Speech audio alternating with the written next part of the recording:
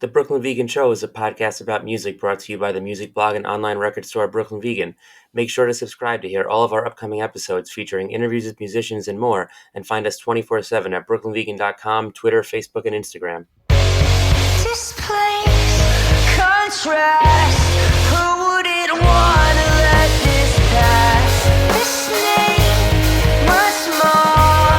It's getting caught trying to be something it's not. Keep it up so long. Maybe it should stay in the place it's lost. This too must pass.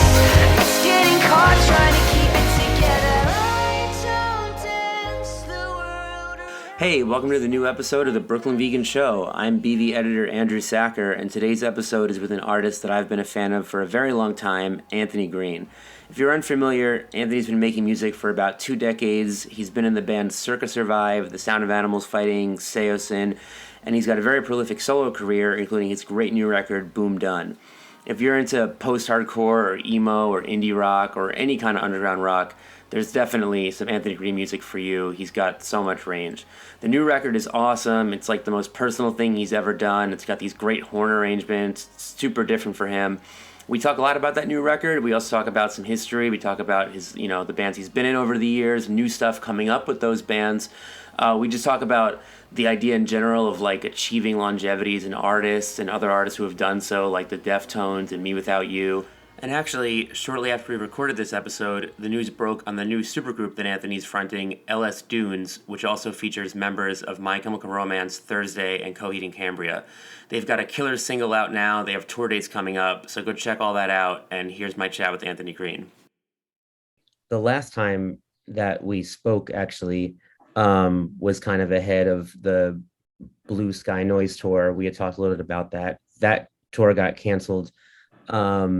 I think because you said you were working on some mental health stuff, which obviously is also stuff that gets reflected in this record.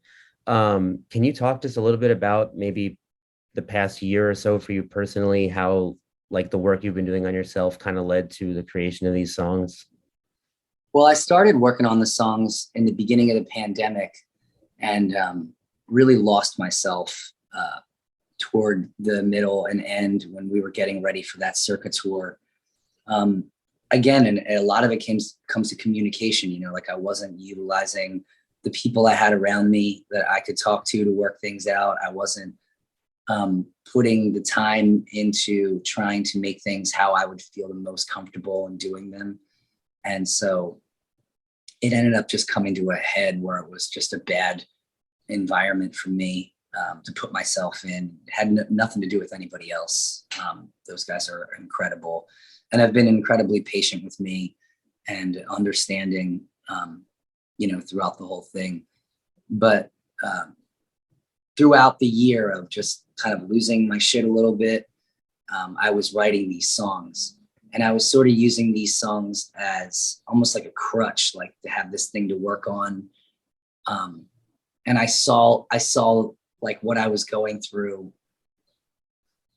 instead of it being like a thing that was like there to hurt me, I started trying to see it as like, okay, I need to figure out how I can like express what I'm going through creatively and do it in like on a personal level. It has to be both things. It can't just be like, well, I'm going to write about this stuff in a song and then it gets worked out because I wrote about it in a song. Like I have to actually go to therapy. I have to actually take the time to talk to the people in my life that I need to talk to and say the things that I need to say. And all of the stuff, the mental health stuff, the addiction stuff with my family, stuff that I was going through, all worked its way into the record. And I feel like that's what every artist does. If they're smart, they work whatever they're going through into whatever they're making somehow, just so they can have their identity in there. And it kind of sucks just because like, it feels like I've been writing this album my whole life, like I've been talking about these things my whole life and dealing with them, trying to figure out how I can get better. And to still be writing about some of this stuff, 6 albums in, just solo record wise, it's like, ugh, when the fuck am I going to get better? When the fuck am I going to be good?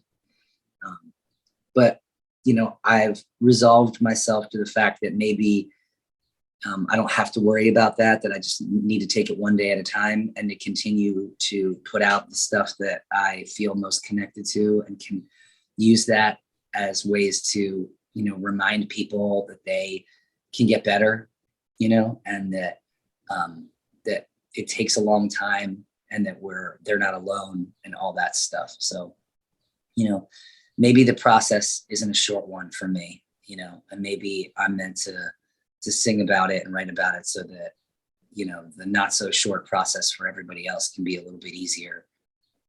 Yeah, I mean, it's always been like this, but I feel like lately, I mean, it probably has something to do with the pandemic and just everything else going on, but like a lot of the albums that have felt kind of significant this year or so, a lot of people I think are opening up about mental health on like a level that's like almost more direct and explicit than, Yeah. I mean, even like, you know, look at somebody like Kendrick Lamar is doing it. I can't believe you just said Kendrick Lamar, because I was just thinking about that record.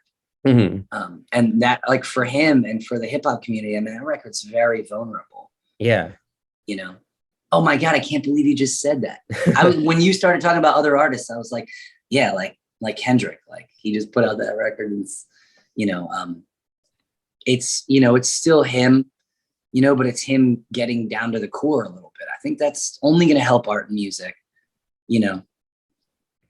For sure. And like, you know, I think when someone like him does that, or when you do it, or like, you know, it's like, yeah, you're putting yourself out there for kind of everybody else who, you know, isn't either gonna maybe get the chance, or maybe just like that's not the way they express themselves. And like, you know, because it's like a teaching moment. Yeah. And I always, you know, just like it's so therapeutic for fans, but and it must be for you and for other artists too. But like at the same time, like, you know, I do wonder like if any artists who do that are ever just like, I think I got to stop telling everybody about all this stuff, you know, like it's getting hard. I have that. I feel that sentiment all the time. I do these like VIP things for my solo shit where I have people come in and I play a couple songs, and we do like a Q&A where we like ask questions of each other, and we talk about the albums, and we talk about shit. And sometimes those things end up getting so heavy, you know, because people come to them and they're talking about their mental health struggles, and they're talking about their addiction struggles. And that stuff's real, man. That stuff's very heavy. And when you hear people lament about it, it takes a lot out of you. And there are times where I'm like, man, like I've really let a lot of myself out there, you know, like I can meet people and they can know what I struggle with without me knowing them, you know? And that's a little bit awkward sometimes, but I prefer it to hiding and keeping everything behind closed doors, trying to put on like some facade that it's not like the way it is, you know. I'd rather it be heavy and be like in the mindset of like trying to come together with people than on the run from it. Mm-hmm. Yeah, for sure. And like, it's got to be a good feeling to know like you've helped people. I would say it's a good feeling to know that I've put stuff out there that people can go and get help from. Like, I don't really like to think of it as like me helping people. You know what I mean? I feel like that's giving me too much credit.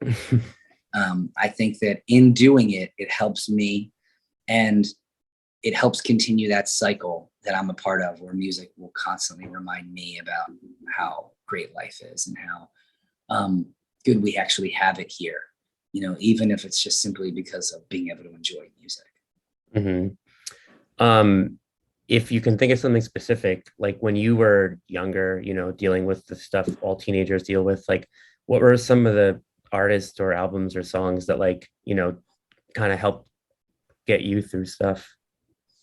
I can remember being in the car, in the backseat of my parents' car while they like argued and fight. And I was listening to like Porno for Pyros and like Stone Temple Pilots and Blind Melon and stuff like that. And then like as I got older, listening to like the Vandals and Minor Threat, and my brother was really into like DC hardcore scene, and had a bunch of Fugazi albums, and like schooled me on that whole etiquette. And he kind of raised me to believe that was the way to do it, like how they do it, like don't rely too much on corporations for your success,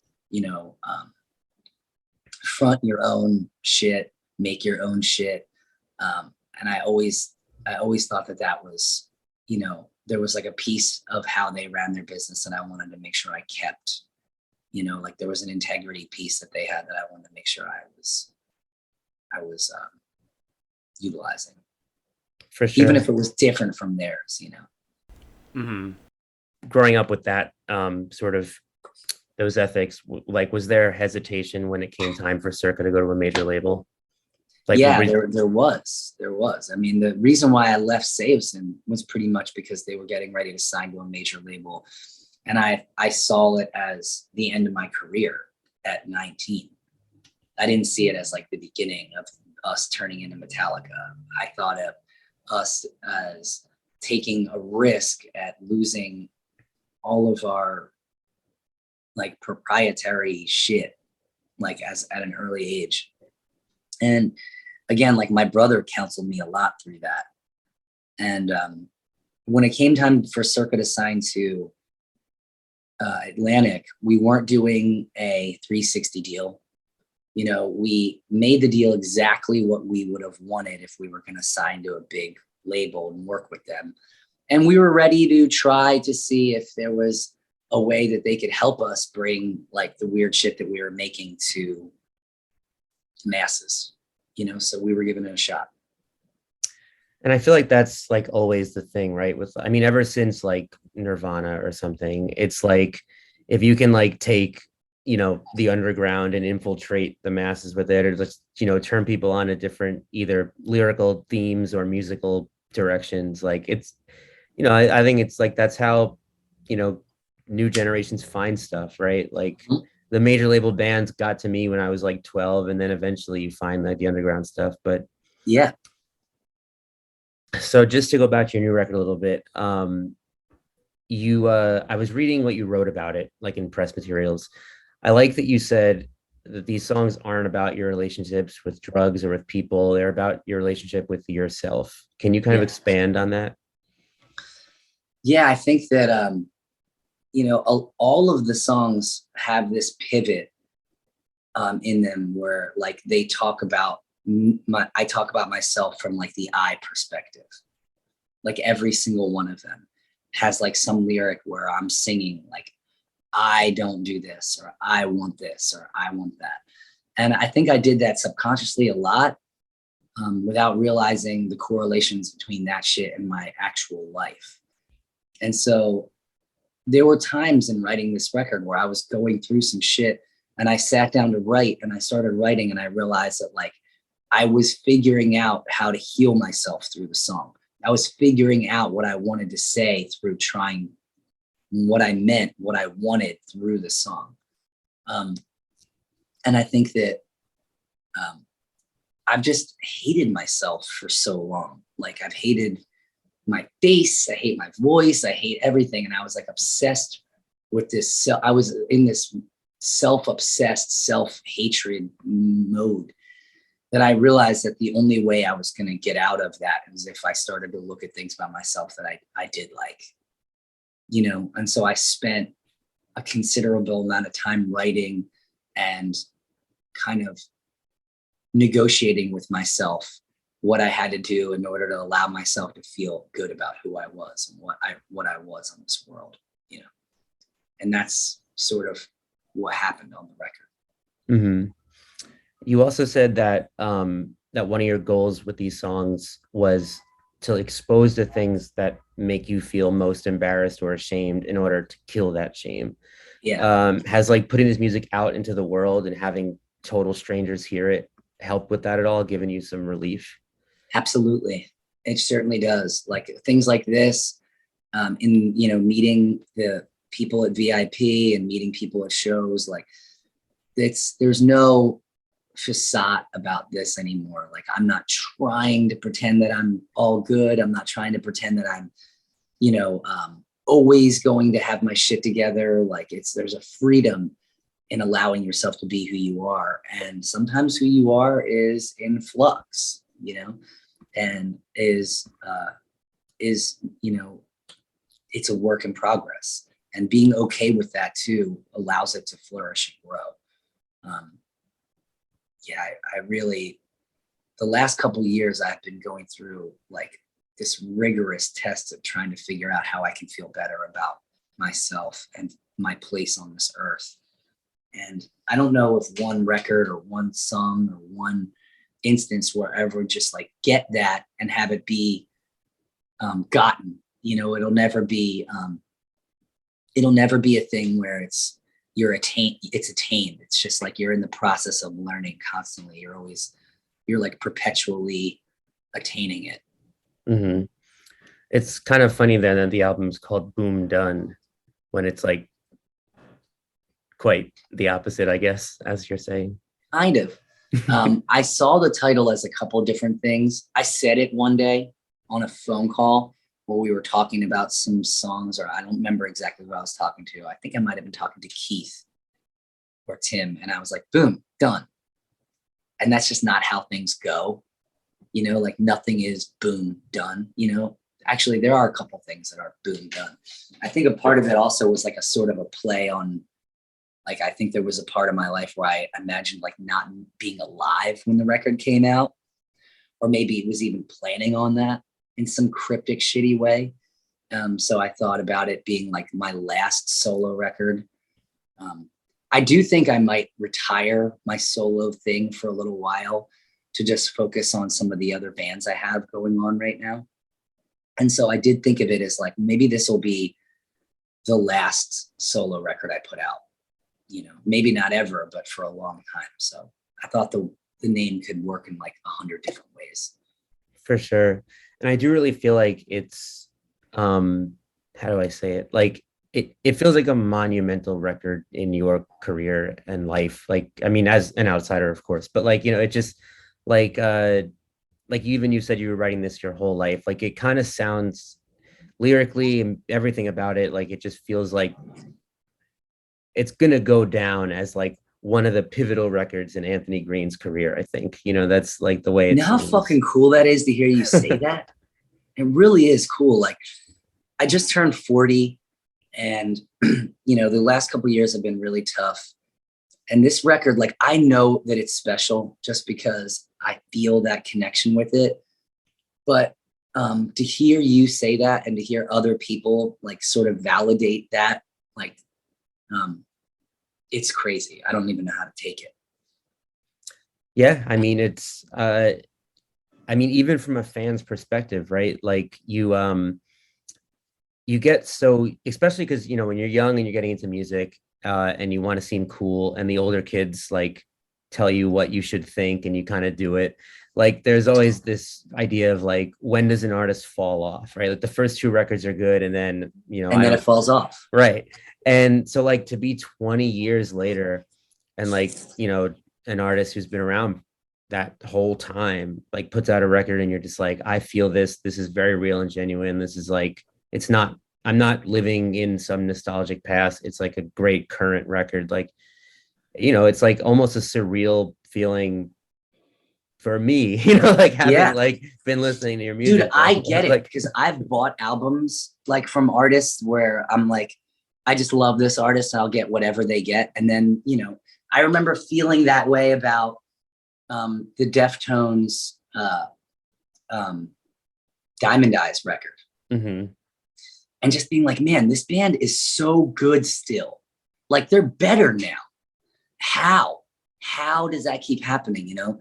And on the flip side, I've heard a lot of artists that I really love and respect, and I listen to them and I think like, man, they're just really not putting the time and effort into their music that they used to, you know?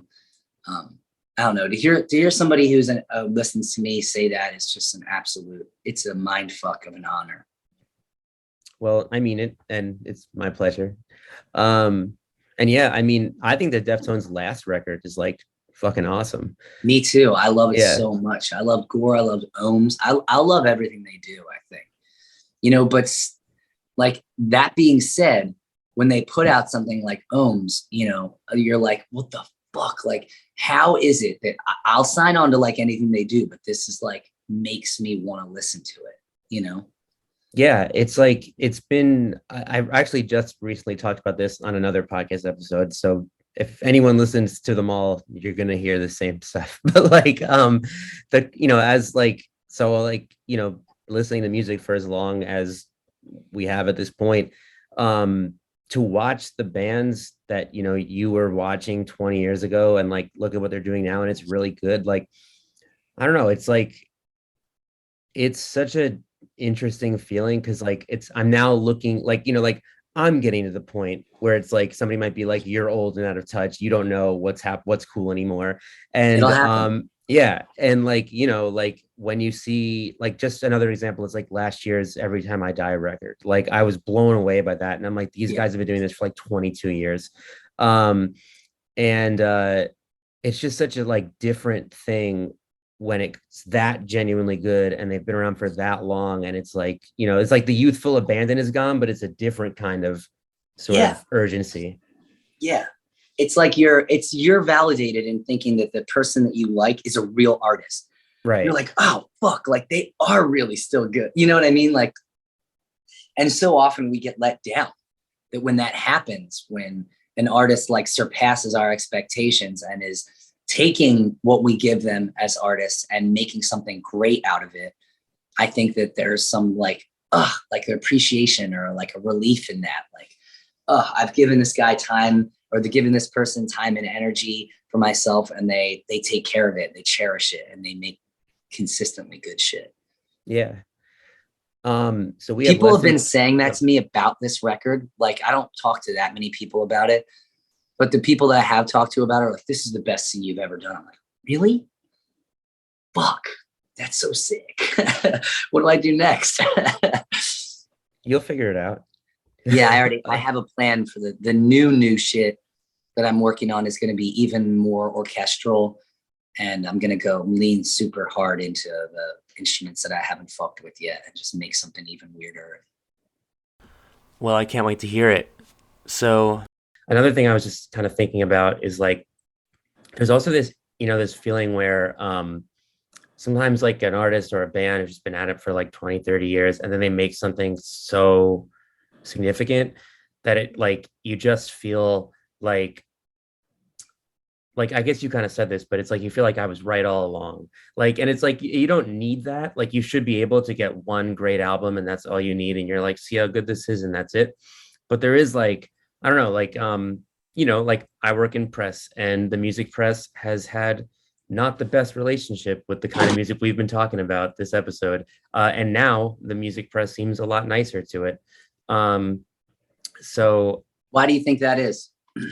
I think there's a lot of factors. I think one of them is that people around my age, I'm in my early 30s, grew up listening to bands like Circa Survive, and then now they write for places like BrooklynVegan and Stereo Gum and Pitchfork, and they're like, hey, that band's fucking rad, and you can't tell me they aren't. So I think that's part of it. I love that. Yeah. I also just think that like the same thing with the musicians, not just press, it's also the musicians, right? It's like you look at someone like Phoebe Bridgers, like she grew up on emo, it's obvious. Like, so, like she's like the biggest, most acclaimed person in cool indie rock right now, and she's amazing. And, she's like, obviously she comes from that world. Yeah. And so I think that's part of it too, is like people have to acknowledge like, all right, like emo or whatever you want to call it, like did a lot for a certain generation of kids, and now they make their own music. Like I think it taught people, like even before you were talking about singing in first person and stuff, and like I think emo or whatever it is that you prefer to use, I know it's a word not everyone loves, whatever you call it, I think it taught people like you can really open up, you can sing about mental health, you can sing about relationships in a way that isn't just like I love you or I don't love you, but like get deeper, and like Yeah, so I think that's the big thing. I think this kind of music taught a certain generation like to be in touch with a lot of emotions, and it led to a lot of great music. I mean, look, rappers fucking cite this stuff, Yeah, dude, I think like you're absolutely right in that. And I love that. I love that this music kind of helped people learn how to express their feelings a little bit more. And I value that as a part of art and music. I feel like there was a lot of like shallow, like it's like not like a shallow love song, then it's nothing. You know what I mean? And I love that this generation kind of ushered in that super emotional, super vulnerable and powerful sense of self in their music. yeah. And I also think like, especially within the context of indie rock, like for a while and even still now, like, there's this feeling that like if you aren't showing emotion, then you're cooler, like Yeah. and I think it comes in waves though. Like I think people want you to be really like disaffected and distanced and detached, and then you're cool. And then people are like, no, I need some emotion. Then people are like, now it's a little too earnest and I want to go back to the other thing. But I think Yeah. like right now we're in a wave where people are like, no, I think tell me how you feel, like Yeah. don't make this like a distance. Like like a lot's going on in the world. Like be honest. Like Yeah. so People don't want just like another bubblegum pop song. Like they want stuff that's gonna like help them deal with this shit that's happening. yeah, for sure. Um so we digress. But what I was also gonna say was yeah, like I think when you see like let's just go back to the Deftones, like when the Deftones, like White Pony is such a crucial record for so many reasons, for so many different people. And I do think it took like a lot of retrospective acknowledgement to get there. Like it wasn't so instant with everybody the way maybe like OK Computer or something would have been. Yeah. But to see them making records today that hold a candle to White Pony, you're like, see, this band truly earned it. Like they're still out there earning it. Like there's something that as a fan feels so. It validates all the time that you put into them, even if exactly. it was that one album. It's like, look, I put all this time into them, and they're paying it forward. Yeah. And not to like fanboy too much, but I think your new record does that. I think the new Circa Survive EPs also really do that. I mean, me too. I was so proud of those EPs, and I was like a little disappointed. I didn't feel like anybody even knew that they happened. And they were like my favorite things that Circa ever made.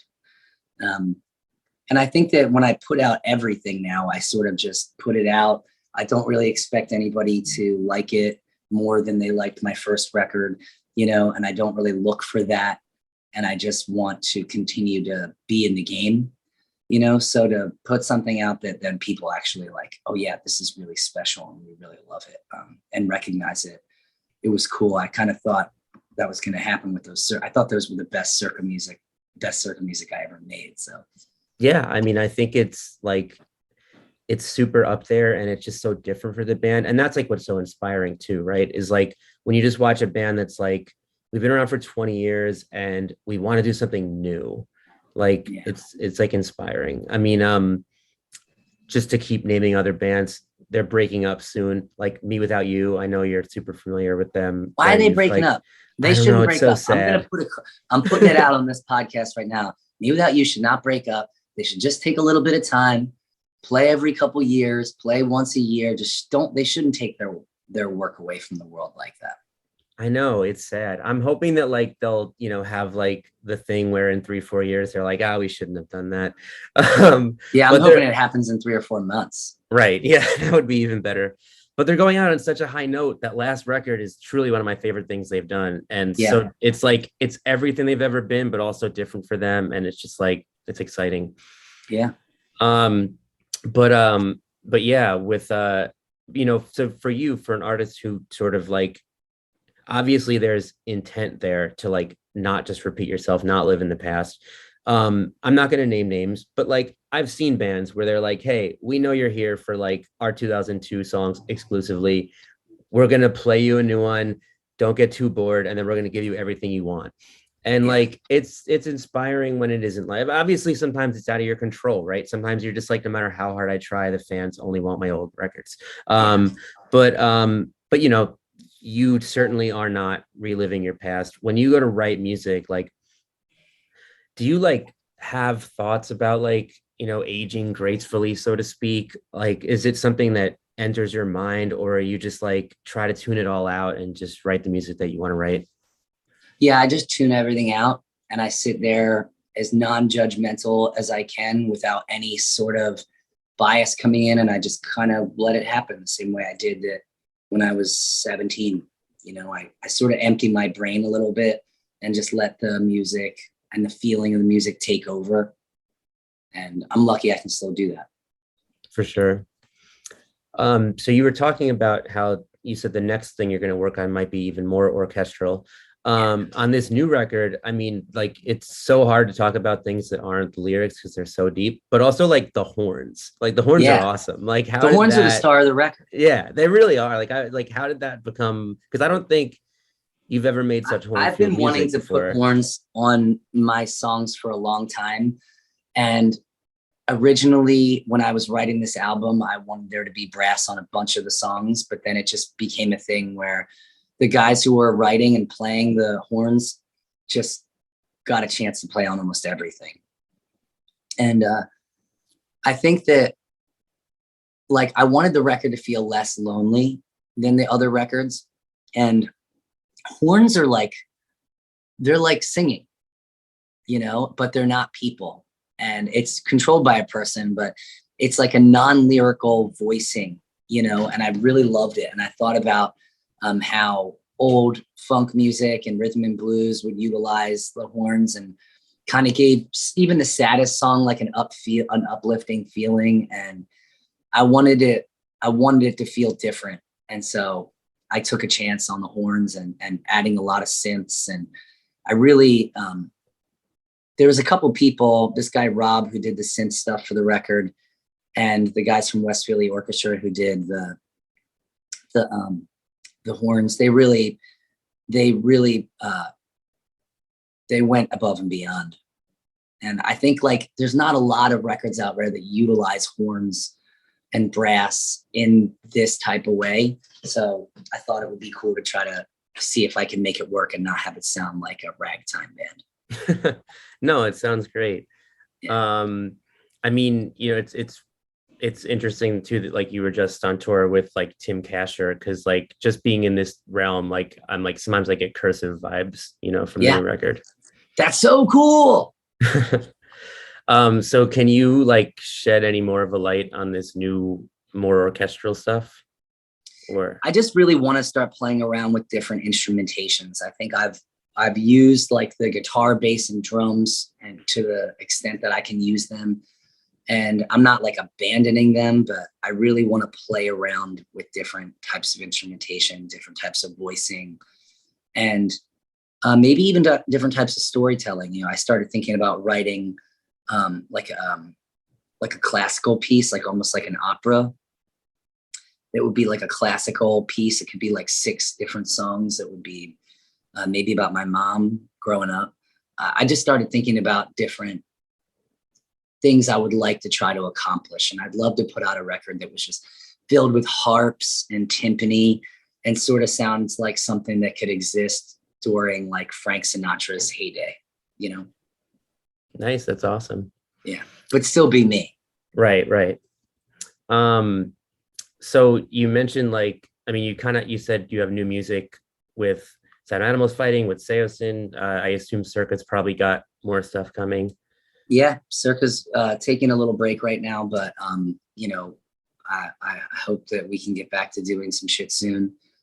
And I have a new project that's putting out some music before the end of the year that I can't really talk about right now because we're waiting to make the announcement at some point at the end of the month.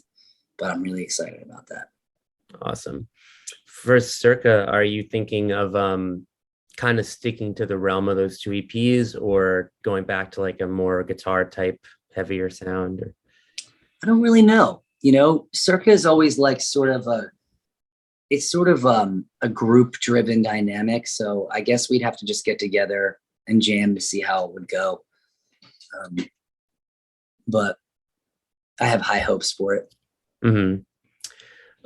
So with Saosin, so you did that record with them in 2016, mm-hmm. which was your first since you rejoined. Yeah. And then now you have a new one. What brought you back to that band? Honestly, I've always kind of missed it when I wasn't there, and I always missed singing those songs. So when I saw my opportunity, I took it.